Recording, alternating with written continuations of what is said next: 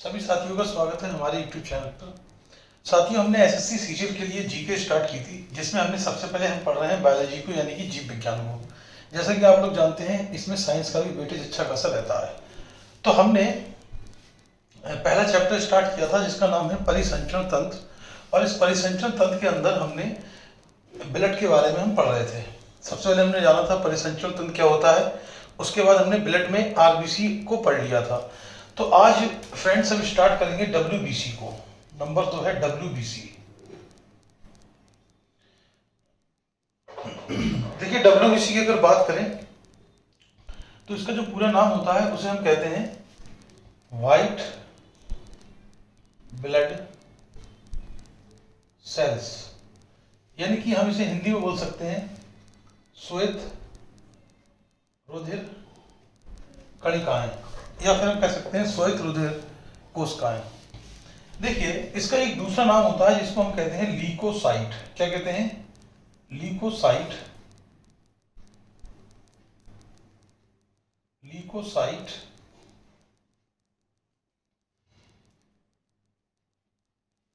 देखिए, क्वेश्चन पूछता है कि डब्ल्यूबीसी का दूसरा नाम क्या है, तो आप कहेंगे लीकोसाइट है। जैसे कि मैंने आपको बताया था, आरबीसी संख्या में बहुत ज्यादा होती हैं, लेकिन साइज में कैसी होती है? छोटी होती हैं। तो डब्ल्यूबीसी क्या है? ये संख्या में तो कम होंगी, संख्या में कैसी होंगी? कम होंगी, लेकिन इनकी मात्रा संख्या में कम होंगी और साइज में कैसी होती है? बड़ी होती है। जैसे देखिए, आपसे पूछ ले कभी कि आरबीसी और डब्ल्यूबीसी के बीच का रेशियो कितना होता है? 600:1। मतलब हम ये कह सकते हैं कि एक डब्ल्यूबीसी पर ये 600 आरबीसी पर एक डब्ल्यूबीसी है। मतलब कॉन्सेप्ट क्या है कि आरबीसी की संख्या ज्यादा होती है लेकिन साइज में छोटी होती है, डब्ल्यूबीसी की संख्या कैसी होती है? कम होती है और साइज में ये बड़ी होती है। ठीक, तो डब्ल्यूबीसी का नाम क्या है? व्हाइट ब्लड सेल्स है, और इसे हम लीकोसाइट कहते हैं। इनकी संख्या कैसी होती है? कम होती है। अगर बात करें हम डब्ल्यूबीसी की और बात करें, आपसे पूछता है इनका जन्म कहाँ होता है, तो इनका जन्म अस्थि मज्जा में होता है। कहाँ होता है? अस्थि मज्जा, यानी कि बोन मैरो, यानी कि बॉर्न इन बोन मैरो। जैसे मैंने बताया था कि आरबीसी का भी जन्म कहाँ होता है? अस्थि मज्जा में, लेकिन रेड में। यहाँ पर ये कौन से अस्थि मज्जा में होगा? सफेद अस्थि मज्जा में। फिर आपसे कहता है इनकी मृत्यु कहाँ होती है? देखिए, मृत्यु यानी कि डेथ तो रुधिर में ही हो जाती है, यानी कि इट सेल्फ इन ब्लड। ठीक है, कहाँ हो जाती है? रुधिर में ही हो जाती है। अगर आपसे पूछे कि भैया हमको बता दीजिए कि इनकी संख्या कितनी होती है, तो वो 6000 से लेकर 8000 पर mm³। इनकी संख्या कितनी है? 6000 से लेकर 8000 पर mm³। आरबीसी कितनी थी? 50 से 55 लाख पर mm³। इसमें आपसे पूछता है कि आप बताइए इनका समय कितना होता है? समय काल, यानी कि टाइम पीरियड। अगर पूछे आपसे, अगर आपसे पूछे कि इनका टाइम पीरियड कितना होता है, तो आप कहेंगे 2 से 4 दिन। कितना होता है? 2 to 4 days। ठीक है, तो देखिए, हमने देखा जन्म कहाँ होता है? अस्थि मज्जा में। मृत्यु कहाँ जाती है? रुधिर में ही। संख्या कितनी होती है? 6000 से 8000 पर mm³। और इनका समय काल कितना होता है? 2 से 4 दिन होता है। कितना होता है? 2 से 4 दिन। अब एक बहुत ही इंपॉर्टेंट क्वेश्चन आता है कि इनमें केंद्रक पाया जाता है। केंद्रक पाया जाता है, यानी कि न्यूक्लियस इज प्रेजेंट।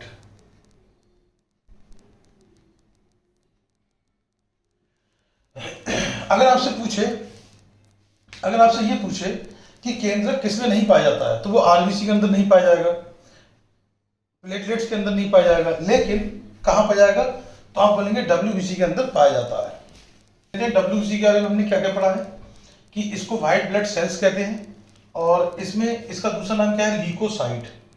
संख्या में कैसी? कम होती हैं, और साइज में कैसी होती है? बड़ी होती हैं। कैसी होती है? बड़ी। जन्म कहाँ होता है? अस्थि मज्जा में, यानी कि बोन मैरो में। ठीक है, और मृत्यु कहाँ होती है? इनकी रुधिर में ही हो जाती है।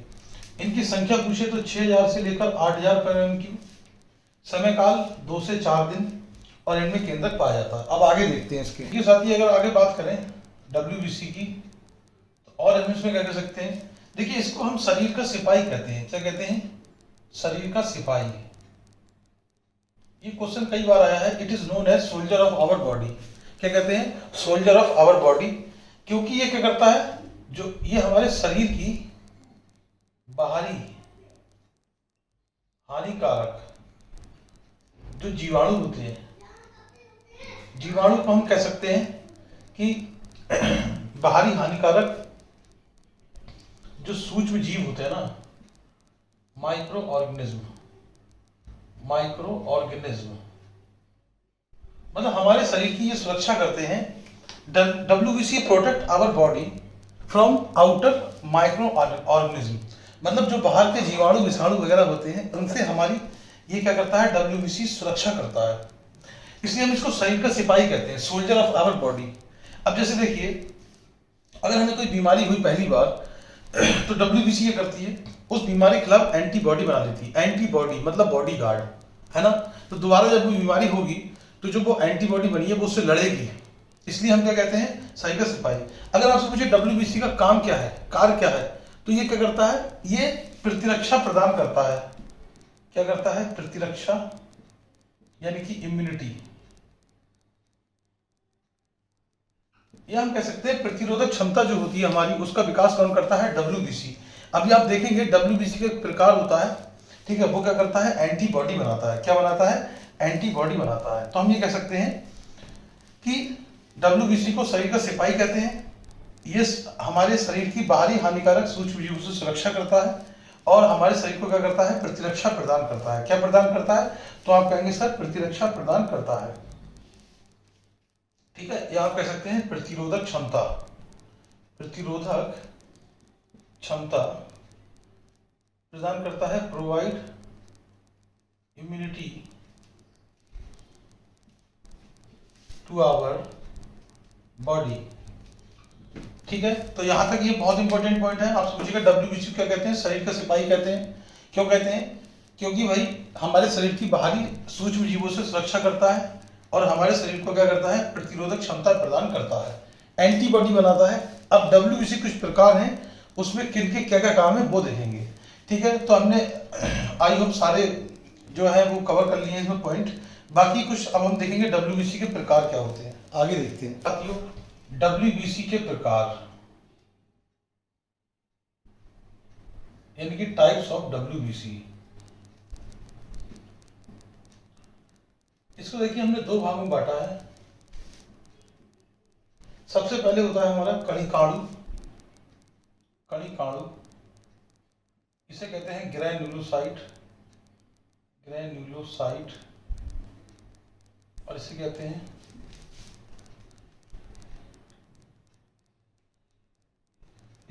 कणिका विहीन, कह सकते हैं हम इसे, ठीक है, कणिका विहीन,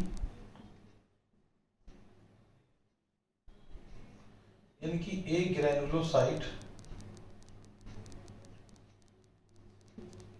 अब देखिए यहां पर अगर बात की जाए तो इसके तीन प्रकार होते हैं। जैसे नंबर 1 कहते हैं न्यूट्रोफिल, इसे कहते हैं न्यूट्रोफिल्स। दूसरा होता है देखिए बेसोफिल्स,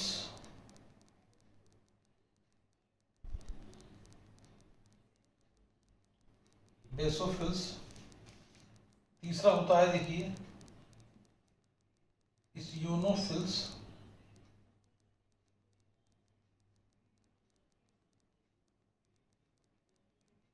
ठीक है। पहली बात तो आपको नाम ही पता होने चाहिए कि क्या क्या होते हैं, ठीक। उसका देखिए यहाँ पर इसके दो प्रकार हैं। नंबर 1 इसको हम बोलेंगे आपका न्यूट्रोफिल हो गया, न्यूट्रोफिल, बेसोफिल, इसिनोफिल, और यहाँ पे आपका आ जाता है मोनोसाइट। क्या आता है? मोनोसाइट।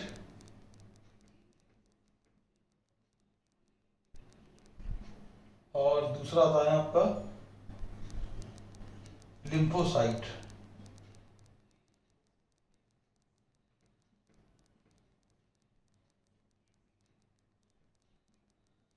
तो हमने देखा कोई ज्यादा टफ नहीं है ये। अगर आप ध्यान से देखें तो देखिए, अगर हम बात करें मोनोसाइट और न्यूट्रोफिल्स की, तो ये जीवाणु का भक्षण करते हैं। ये क्या करते हैं? Engulf the bacteria. यानी कि अगर आपसे पूछे कि इन जैसे न्यूट्रोफिल्स और मोनोसाइट का काम क्या है, तो ये जीवाणु का भक्षण करते हैं। आप कह सकते हैं ये दोनों क्या करते हैं? Engulf the bacteria. ठीक है, ये हो गया इन दोनों का काम। अब देखिए, जो बेसोफिल है ये सूजन वाली जगह पर कार्य करता है। यानी कि जो स्वेलिंग वगैरह आ जाती है, स्वेलिंग वगैरह आ जाती है उस जगह पर काम करेगा। हमारे शरीर में कहीं स्वेलिंग आती है उस समय क्या काम करता है? बेसोफिल्स। ये क्या करता है? ये जो ईसिनोफिल है ये एलर्जी के समय काम करता है। किसके समय काम करता है? एलर्जी के समय काम करता है। अगर हम बात करें लिम्फोसाइट की, तो आप कहेंगे ये एंटीबॉडी बनाता है। एंटीबॉडी आप समझे, बॉडीगार्ड। ये एंटीबॉडी प्रोड्यूस करेगा, प्रोड्यूस एंटीबॉडी। और फिर मैंने आपको क्या बताया था दूसरी चीज कि प्रतिरक्षा तंत्र, जो हमारा प्रतिरक्षा तंत्र है उसका निर्माण करेगा। यानी कि जो इम्यून सिस्टम है हमारा, इम्यून सिस्टम का निर्माण करता है। तो सबसे पहले हमें यह जानना जरूरी है कि पेपर में हमारे फंक्शन के बारे में पूछता है। तो अगर आप इसको याद करेंगे, देखिए NBC से आप इसको NBE से याद कर सकते हैं, न्यूट्रोफिल, बेसोफिल, ईसिनोफिल। ठीक है, न्यूट्रोफिल और मोनोसाइट इन दोनों के एक ही काम है, ये जीवाणु को मारने का काम करते हैं। दे किल द बैक्टीरिया या इंगल्फ द बैक्टीरिया, खा जाते हैं उसको। बेसोफिल, जैसे बेसोफिल की कभी कभी ये दोनों भी एक साथ देता है कि एलर्जी और सूजन पे काम करते हैं। बट अगर स्पेशली आपसे पूछे सूजन पे कौन काम करता है, तो बेसोफिल्स काम करता है। ठीक है, तो बेसोफिल। और ईसिनोफिल किस पे काम करेगा? जब हमारे शरीर में एलर्जी होगी तो ठीक है, उसको सही करने के लिए। आपने देखा होगा कि कुछ बीमारी हमारे अंदर होती है वो तुरंत सही हो जाती है थोड़ी देर बाद, तो क्योंकि हमारे अंदर क्या है? इम्यून सिस्टम है, मतलब WBC काम कर रही है। उसके बाद लिम्फोसाइट की अगर बात करें तो ये वही शरीर का सिपाही है जो क्या करता है? एंटीबॉडी बनाता है। एंटीबॉडी कि हमारे शरीर जो है, हमारा शरीर रोगों से लड़ने की क्षमता रखे, उसे क्या बोलते हैं? एंटीबॉडी। और हमारा प्रतिरक्षा तंत्र मतलब इम्यून सिस्टम का निर्माण कौन करता है? लिम्फोसाइट करता है। अब देखिए, क्वेश्चन आता है सबसे बड़ी WBC कौन सी है? तो ये मोनोसाइट है। और सबसे छोटी अगर पूछे तो ये कौन सी है? तो आप बोलेंगे ये वाली है। ठीक है, संख्या में सबसे ज्यादा कौन सी है? संख्या में सबसे ज्यादा, बस इतना ही आपके एग्जाम में पूछता है। तो क्या यहां तक आप समझ गए कि WBC के प्रकार क्या है? Neutrophil, basophil, eosinophil, monocyte, lymphocyte. ठीक है, न्यूट्रोफिल, मोनोसाइट जीवाणु को मारते हैं। बेसोफिल सूजन के समय कार्य करती है। ईसिनोफिल एलर्जी के समय कार्य करती है। लिम्फोसाइट एंटीबॉडी यानी कि प्रतिरक्षा तंत्र का निर्माण करती है। अब देखिए, WBC की कमी से और अधिकता से कौन से रोग होते हैं उन्हें देखते हैं। बात करें, आपसे 2 क्वेश्चन यहां पूछेगा कि WBC की संख्या अगर कम हो जाए, अगर WBC की संख्या कम हो जाए, डिक्रीज हो जाए, तो कौन सा रोग होता है? और आपसे पूछेगा कि WBC की संख्या अगर ज्यादा हो जाती है, ठीक है, पहले हम ज्यादा वाला देखते हैं, ये एग्जाम के लिए ज्यादा इंपॉर्टेंट है। यानी कि WBC की संख्या इंक्रीज हो जाए और यहां पर कम हो जाए, ठीक है, डिक्रीज हो जाए। अगर WBC की संख्या देखिए ज्यादा होती है तो उसे कहते हैं ल्यूकोपीनिया, सॉरी उसे कहते हैं ल्यूकेमिया। क्या कहते हैं उसे? ल्यूकेमिया। क्या होती है ल्यूकेमिया? इसी को कहते हैं रुधिर का कैंसर। रुधिर का कैंसर यानी कि ब्लड कैंसर। क्या कहते हैं?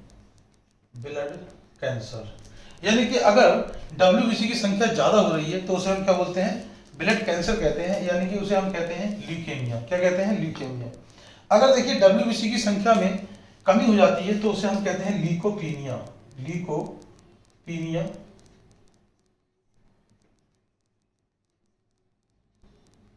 ठीक है, और ल्यूकोपीनिया क्या होता है? प्रतिरक्षा जो हमारा इम्यून सिस्टम है, यानी कि इम्यून सिस्टम वो वीक हो जाता है, या हम कह सकते हैं प्रतिरक्षा तंत्र जो है वो कमजोर हो जाता है। तो यहां तक आपने देखा कि सबसे पहले मैंने आपको बताया कि डब्ल्यूबीसी को हम व्हाइट ब्लड सेल्स कहते हैं। इनका जन्म, इसका दूसरा नाम क्या है, ल्यूकोसाइट है। इनका जन्म कहाँ से होता है, सफेद अस्थि मज्जा से। मृत्यु जो है वो ब्लड में ही हो जाती है। संख्या उनकी कितनी होती है, 6000 से 8000 लगभग होती है।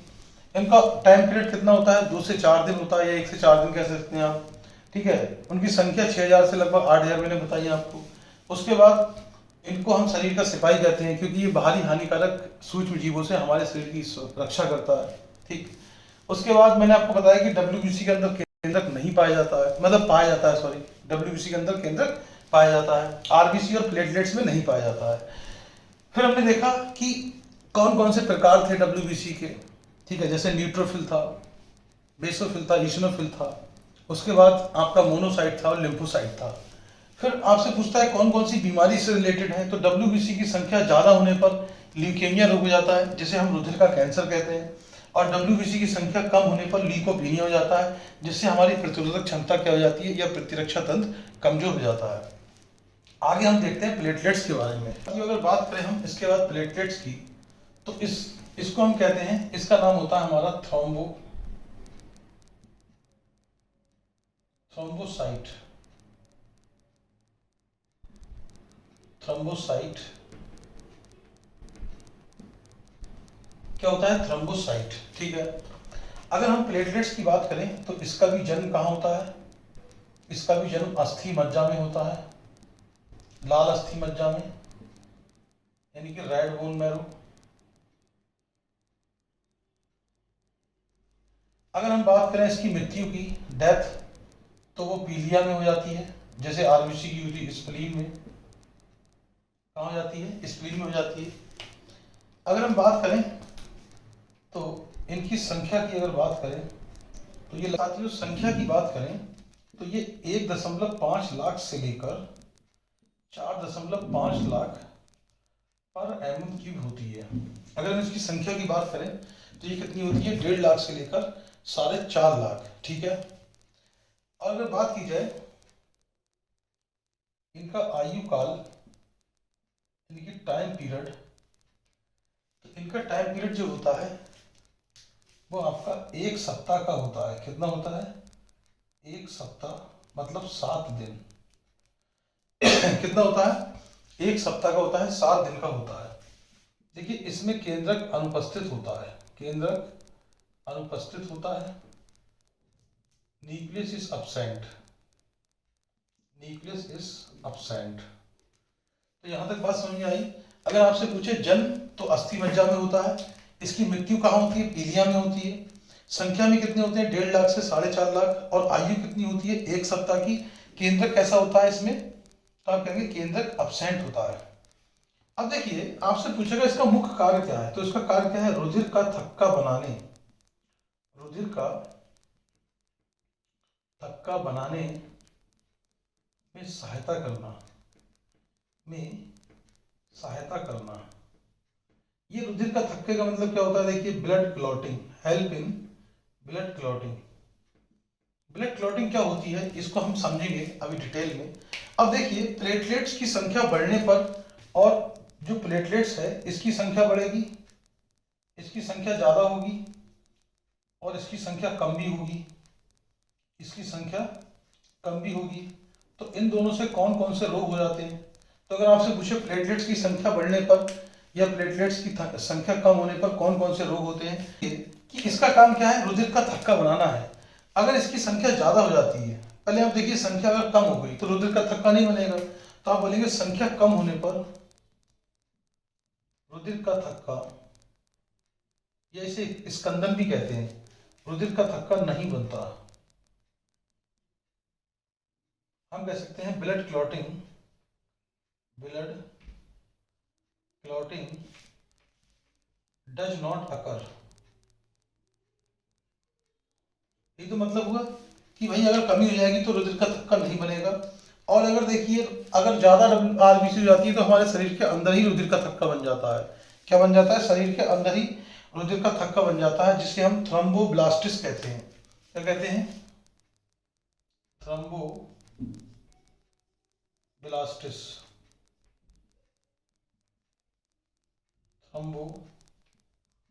ब्लास्टिस, इसका मतलब क्या है साथियों, आप कहेंगे शरीर के अंदर रुधिर का थक्का, यानी कि blood clotting inside the body. इसका मतलब क्या हो जाएगा, blood clotting inside the body. आप समझे बात को।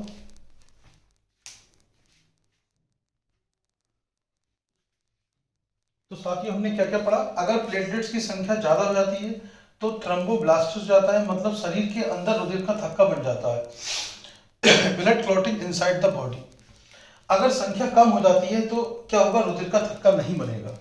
तो हमने एक बार रिव्यू कर लेते हैं। प्लेटलेट्स की अगर बात करें तो इन्हें थ्रोम्बोसाइट कहते हैं। इनका जन्म कहाँ होता है, अस्थि मज्जा में। मृत्यु कहाँ होती है, पीलिया यानी कि स्प्लीन में। इनकी संख्या 1.5 लाख से 4.5 लाख पर mm³ होती है। इनका आयु काल कितना होता है, 1 सप्ताह यानी कि 7 दिन का। इनकी संख्या ज्यादा हो जाए तो शरीर के अंदर क्लॉटिंग हो जाती है, जिसे थ्रोम्बोब्लास्टिस कहते हैं। और इनकी संख्या अगर कम हो जाती है, ठीक है, इसका मतलब क्या है, ज्यादा, इसका मतलब है कम। तो अगर कम हो जाएगी तो रुधिर का थक्का नहीं बनेगा, ठीक है। यानी कि आप बोल सकते हैं कि रुधिर का थक्का नहीं बनता, और रुधिर का अगर थक्का नहीं बनेगा तो ब्लड बहता रहेगा। तो ये देखिए हमने किसके बारे में पढ़ लिया, प्लेटलेट्स के बारे में। अब हम देखेंगे ब्लड क्लॉटिंग कैसे होती है। अगर हम बात करें कि रुधिर का थक्का, क्लॉटिंग ऑफ ब्लड,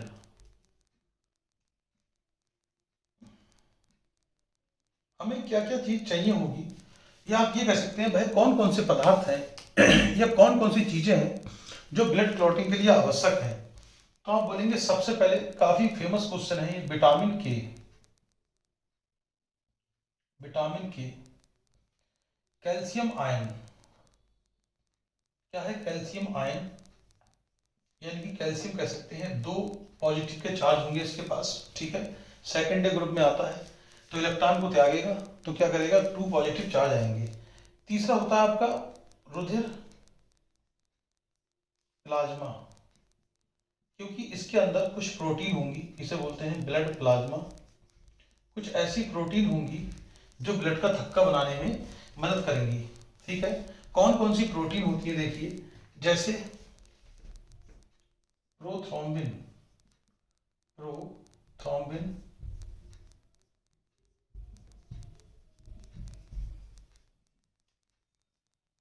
एक होती है आपकी फाइब्रिनोजन, फाइब्रिनोजन,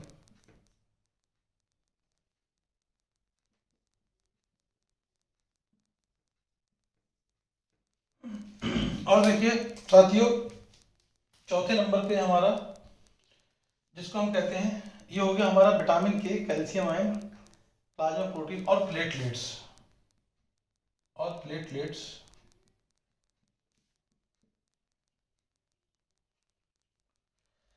ये जितनी भी चीजें हैं ये ब्लड क्लॉटिंग के लिए आवश्यक है।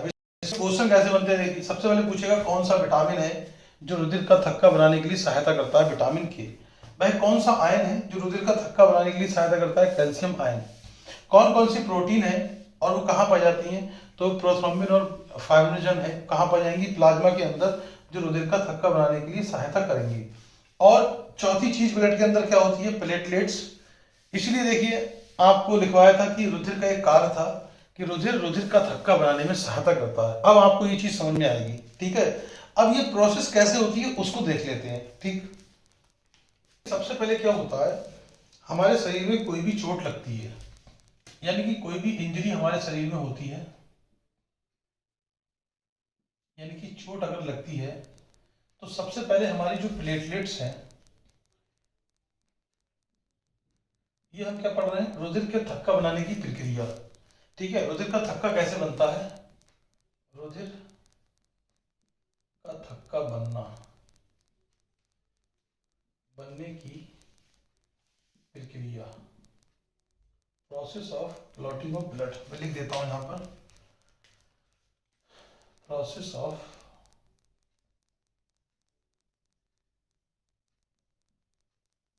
Clotting of blood. तो अगर बात करें सबसे पहले क्या होता है, सबसे पहले देखिए चोट लगती है और जो हमारी प्लेटलेट्स होती हैं वो एक्टिव हो जाती हैं, इस प्लेटलेट्स में एक प्रोटीन होता है जिसका नाम होता है थ्रोम्बोब्लास्टिन प्रोटीन। क्या नाम है? थ्रोम्बोब्लास्टिन प्रोटीन। और ये थ्रोम्बोब्लास्टिन प्रोटीन क्या करता है? ये कैल्शियम आयन और विटामिन के की सहायता से हमारे जो प्लाज्मा के अंदर प्रोटीन है जिसका नाम था प्रोथ्रोम्बिन। मैंने देखिए हिंदी इंग्लिश पीछे लिख दी थी तो आप वहां से देख सकते हैं। ये प्रोथ्रोम्बिन को किस में कन्वर्ट, अभी जो प्रोथ्रोम्बिन है ये कैसा होता है? असक्रिय होता है, या हम इसे कह सकते हैं इनएक्टिव। कैसा होता है? इनएक्टिव। इस प्रोथ्रोम्बिन को, ये जो थ्रोम्बोब्लास्टिन प्रोटीन है जो प्लेटलेट से निकला है, ये कैल्शियम आयन और विटामिन के की सहायता से इसको बदल देता है थ्रोम्बिन में। किसमें बदल देता है? थ्रोम्बिन में। थ्रोम्बिन में बदल देता है। और ये क्या है? प्रोथ्रोम्बिन। ठीक है। तो क्वेश्चन देखिए ये भी आ सकता है कि प्रोथ्रोम्बिन को थ्रोम्बिन में कौन बदलवाता है? तो आप बोलेंगे कैल्शियम आयन और विटामिन के, ठीक है, या फिर थ्रोम्बोप्लास्टिन बदलवाता है कैल्शियम आयन और विटामिन के की सहायता से। या ये भी क्वेश्चन पूछ सकता है कि प्रोथ्रोम्बिन इनएक्टिव होता है और इसका जब ये एक्टिव होगा तो किस में चेंज होगा, यानी कि ये सक्रिय हो गया यहां पर आके थ्रोम्बिन में। अब देखिए अब आगे क्या होगा, ये जो थ्रोम्बिन है यहां पर एक प्रोटीन और होती है जिसका नाम होता है फाइब्रिनोजन। फाइब्रिनोजन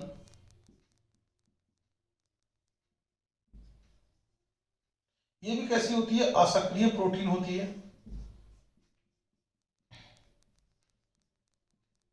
ये भी कैसी होती है? इनएक्टिव होती है। और ये जो थ्रोम्बिन चेंज हुआ है, ये थ्रोम्बिन इस फाइब्रिनोजन को बदलता है फाइब्रिन में। किससे बदल देता है? फाइब्रिन में। और देखिए इसी को कहते हैं, और 2 से 7 मिनट के अंदर रुधिर का थक्का बन जाता है, यानी कि ब्लड क्लॉटिंग। तो ये भी क्वेश्चन आ जाता है कि रुधिर का थक्का बनने के लिए कितना समय लगता है? 2 से 7 मिनट। ठीक है, 2 से 10 मिनट भी दे देगा, कोई दिक्कत नहीं है वो तो हम ऑप्शन के अनुसार करेंगे। तो सबसे पहले आप समझिए रुधिर का थक्का बनने की प्रक्रिया क्या है, प्रोसेस ऑफ ब्लड क्लॉटिंग। सबसे पहले हमें चोट लगी तो हमारे शरीर में जो प्लेटलेट्स हैं वो एक्टिवेट हो गई, और प्लेटलेट से कौन सा प्रोटीन निकला? थ्रोम्बोब्लास्टिन प्रोटीन। इस थ्रोम्बोब्लास्टिन प्रोटीन ने कैल्शियम आयन और विटामिन के की सहायता से, ये प्रोथ्रोम्बिन एक प्रोटीन होती है प्लाज्मा के अंदर जो सोई हुई होती है यानी कि इनएक्टिव होती है, इसको बदल देता है थ्रोम्बिन में। और ये थ्रोम्बिन क्या करता है? एक प्रोटीन और है इसका नाम है फाइब्रिनोजन, यानी कि ये भी इनएक्टिव होगी और इसको बदल देगा किसमें? फाइब्रिन में। और इसी को बोलते हैं ब्लड क्लॉटिंग, यानी कि रुधिर का थक्का। और 2 से 7 मिनट के अंदर ब्लड क्लॉटिंग हो जाती है। ये पूरी प्रोसेस से किसकी? ब्लड क्लॉटिंग की। तो साथियों आज हम इतना ही रखते हैं। हमने ब्लड के बारे में आरबीसी, डब्ल्यूबीसी और प्लेटलेट्स को कंप्लीट कर लिया है। अब हम अगले लेक्चर में डिस्कस करेंगे ब्लड ग्रुप, ठीक है, और फिर आरएच फैक्टर, फिर हम ह्यूमन हार्ट्स पे आएंगे, फिर हमारा चैप्टर कंप्लीट हो जाएगा। Thank you very much. अगर आपको वीडियो पसंद आई हो तो चैनल को लाइक कीजिएगा, सब्सक्राइब कीजिएगा और शेयर कीजिएगा। Thank you very much.